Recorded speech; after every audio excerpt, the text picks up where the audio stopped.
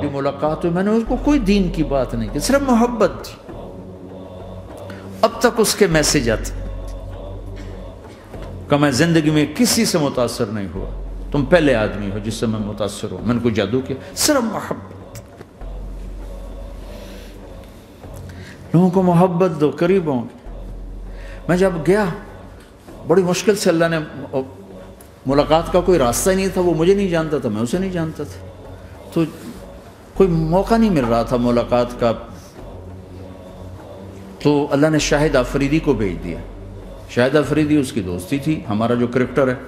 میں نے اس سے فون پر کہا یار میری ملاقات تو کرا. اس نے ملاقات کروائی. تو اس نے مجھے کہا آدھا گھنٹہ ہے, آدھا گھنٹہ. جب میں پہنچا میکسیمم پونا گھنٹہ, میں کہا ٹھیک. میں گیا تو وہ سہما ہوا چہرہ کہ بھئی مولانا آ گیا, پتہ نہیں کیا کہیں گے, بھئی یہ تو کیا کر رہا ہے, تو حرام کر رہا ہے, ناچ رہا ہے, گا رہا ہے, توبہ کر, ابھی تیرے لیے دوزخ کا فیصلہ ہو جائے, پتہ نہیں کیا ہو. وہ ڈرا ہوا سہما ہوا تھا. تو میرا ایک دور کالج لائف تھا, میرے اللہ نے مجھے ہدایت دی, اور میں 3 دن کے لیے میں اس دوست کو, اس کی نسلوں کو دعائیں دیتا ہوں جو مجھے زبردستی پکڑ کے لے گیا. نہ میرا تبلیغ سے کوئی تعلق, نہ واسطہ, نہ میں کوئی ان سے متاثر. ایک لڑکا تھا, بنگالی تھا, گشت کرتا تھا, لیکن میں اس سے ذرا متاثر نہیں ہوا. میرا دوست متاثر ہو گیا تھا, تو میں تو ان کے قریب سے نہیں گزرتا تھا. تو وہ اور میں اسکول میں اکٹھے آ رہے تھے, کالج میں اکٹھے آ رہے تھے. تو وہ متاثر ہوا, وہ 3 دن کے لیے جا رہا تھا, تو مجھے بتائے بغیر میرا ہاتھ پکڑ کے لے گیا, مجھے کام ہے چلو میرے ساتھ. اور میں اس کو انکار نہیں کر سکتا تھا, یہ میرا اس کا تعلق. اب بھی اسی طرح بھائیوں جیسا تعلق, میں اس کا احسان ماں, مجھے زبردستی لے گیا. ہمارے پنجابی کی مثال ہے, کبے نو لت لگی وہ سیدھا ہو گیا. وہ جو ہوتا ہے ہنچ بیک ہوتا ہے نا, اس کو کسی نے لات ماری تو سیدھا ہو گیا. مہربانی بھائی تیری لات سے میں سیدھا ہو گیا. تو مجھے تو وہ کبے والی لت پہ گئی. تو اللہ نے مجھے اس طرف لگا دیا. اور جب میری کالج لائف, میں نے کالج کا بہترین سنگر تھا, اسکول کا بہترین, یہ جنید جمشید کیا ہے جو اس زمانے میں یہ سارا کو ٹھا میں نے سارا کیا ہے. تو اب وہ بیچارہ ایسے بیٹھا ہوا, تو میں نے اس سے بیٹھتے ہی فلموں کی باتیں شروع کر دی. اور تھوڑی دیر بعد کہ میں نے محسوس کیا کہ فرام 60 to 72 جو فلم انڈسٹری کو جتنا میں جانتا تھا اتنا وہ نہیں جانتا تھا. تو اس کے اوپر میرے علم کا روپ پڑ گیا, اس کی لائن کا علم تھا نا.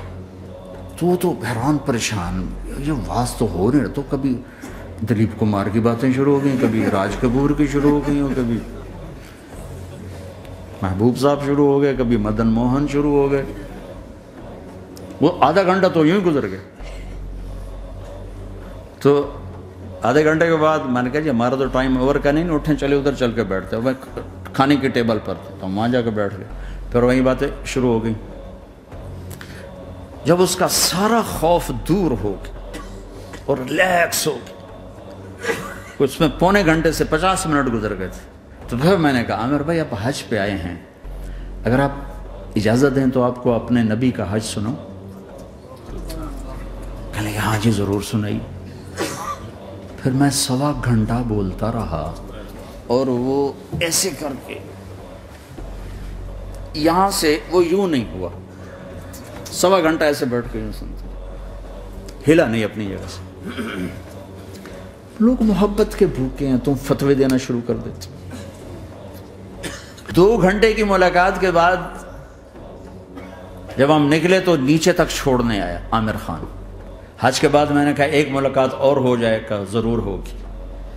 پھر اس کا میسج آیا کہ میں مدینے چلا گیا ہوں, معذرت چاہتا ہوں. میں نے کہا میں مدینے آ جاؤں گا, میں مدینے پہلے ہو آیا تھا حج سے پہلے.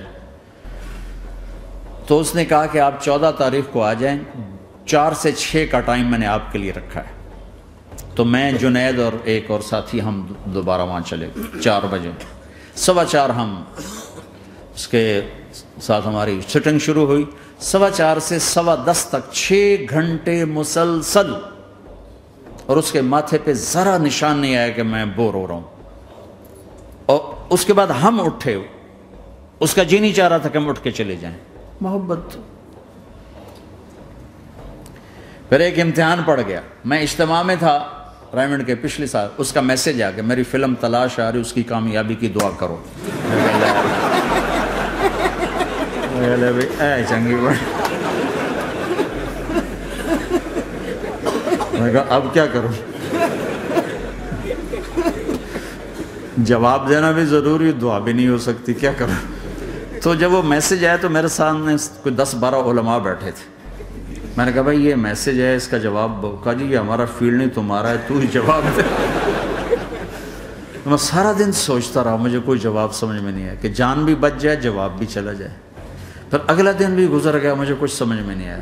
میں عصر کا وضو کر رہا تھا، ایک دم اللہ نے ایک مضمون دل میں ڈالا. تو میں نے فوراً بیٹھ کے اس کو میسج کیا کہ عامر بھائی جو کریٹیو ہوتا ہے نا ذہن، یہ اللہ کسی کسی کو دیتا ہے. تخلیقی ذہن یہ اللہ تعالیٰ کسی کسی کو دیتا ہے، ہر ایک کو نہیں دیتا. اور یہ اللہ کی بہت بڑی عطا ہوتی ہے. اور میں نے تمہارے ساتھ جو وقت گزارا اس میں نے دیکھا کہ اللہ نے تمہیں تخلیقی ذہن دیا ہے، تم کریٹر ہو.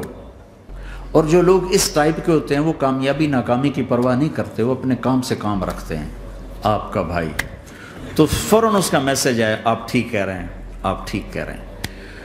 بات ہو گئی. پہ میں تھا ہانگ کانگ، میں نے وہاں سے اس کو میسج کیا. دیکھو کسی مصروف آدمی کو براہ راست فون نہ کیا کرو، میسج کیا کرو کہ میں آپ کو فون کر سکتا ہوں، چونکہ میں اس کا بہت ستایا ہوا، بہت ستایا. تو میں نے اسے میسج کیا کہ میں طارق جمیل ہانگ کانگ میں آپ کو فون کر سکتا ہوں، میں آپ کو فون کر سکتا ہوں. میں ہمیشہ اسے، اب بھی میرا فون پہ رابطہ ہے، میں پہلے اسے میسج دیتا ہوں میں آپ کو فون کر سکتا ہوں. اگر اس کا جواب نہ ہے پھر میں نہیں کرتا ہوں. کبھی وہ خود کر لیتا ہے، کبھی وہ میسج دے دیتا ہے کال کر لیں. تو تھوڑی دیر بعد اس کا فون آ گیا کیونکہ میں اس وقت دلی میں ہوں، کانفرنس میں تھا. تو میں نے آپ کا میسج دیکھا تھا، میں اٹھ کے باہر آ گیا ہوں، ابھی آپ سے بات کر کے پھر میں جاؤں گا. تو اسے باتیں کرتے کرتے کہنے لگا آپ کی دعا سے میری فلم کامیاب ہو گئی. میں کہا یا اللہ میں کوئی نہیں کی تھی تینوں.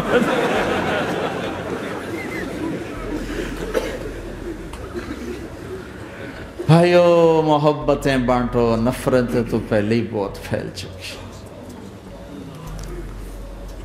نشہ پلا کے گرانا تو سب کو آتا ہے، مزہ تو تب ہے کہ گرتے کو تھام لے ساتھ.